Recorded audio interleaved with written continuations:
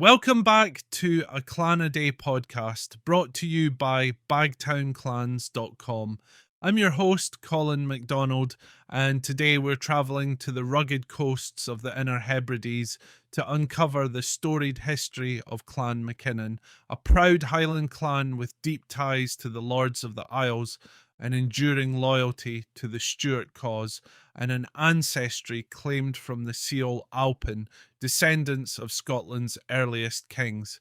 From Mull to Skye, the Mackinnons have left their mark on Scottish history, culture, and legend. The Mackinnons trace their lineage to Fingon, whose name means fairborn, a figure mentioned in the MS 1450, a medieval genealogical manuscript. Fingon is said to have been a grandson of Alpin, the father of Kenneth MacAlpin, traditionally regarded as the first king of a unified Scotland. This connection places the Mackinnons among the Siol Alpin, a group of clans claiming descent from Alpin and linked to early Gaelic kingship. While early history remains elusive, popular tradition suggests that the Mackinnons were connected to Saint Columba's kindred. Their arms, featuring a hand holding a cross, and their role as abbots of Iona lend credence to this sacred lineage. The Mackinnons were firmly entrenched in the power dynamics of the Lords of the Isles, who dominated the western seaboard of Scotland. By the late 14th century, the Mackinnons were custodians of the castle of Dunakin Castle on Skye and held lands in Mull and Tiree.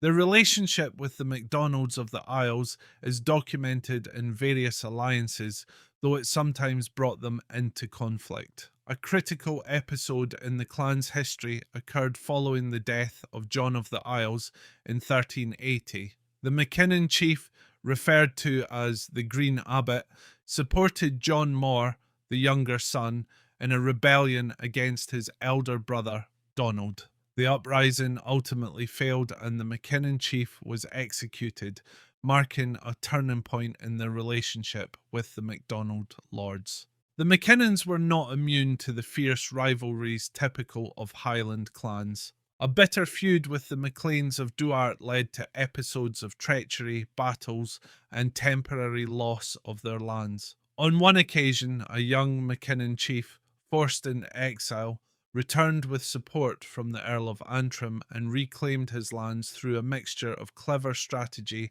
and bold action. In 1606 and 1671, bonds of man rent were signed between the Mackinnons, the MacGregors, and the MacNabs. These agreements reaffirmed their shared lineage as descendants of Siol Alpin and their mutual obligation to support one another in times of need. The Mackinnons' most enduring legacy is their unwavering support for the Jacobite cause.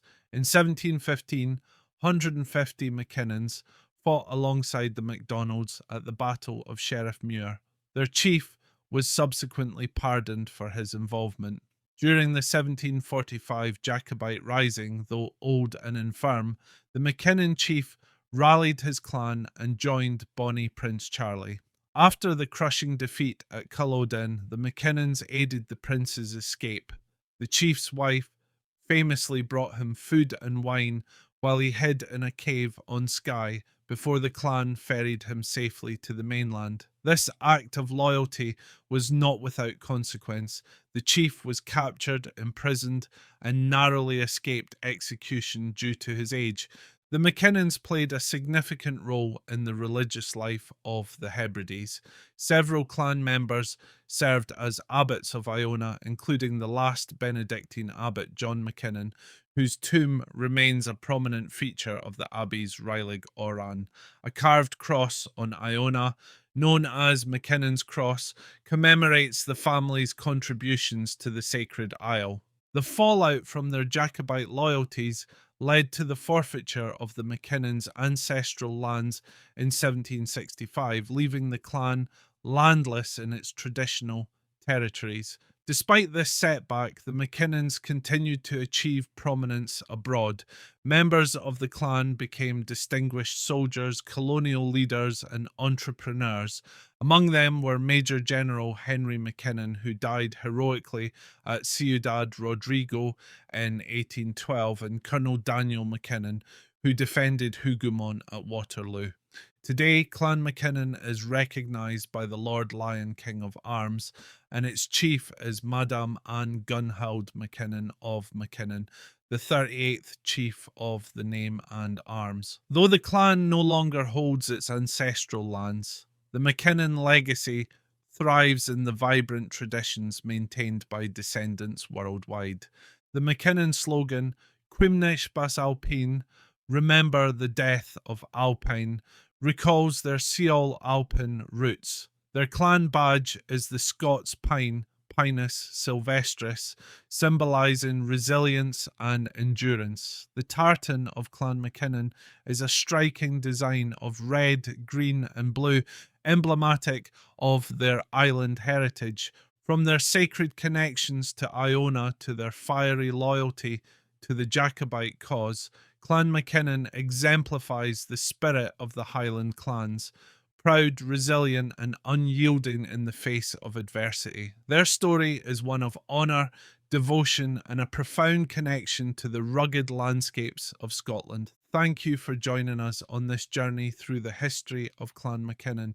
Be sure to tune in tomorrow for another episode of A Clan a Day podcast. I'm Colin MacDonald, and as always, go NRE and both are elite.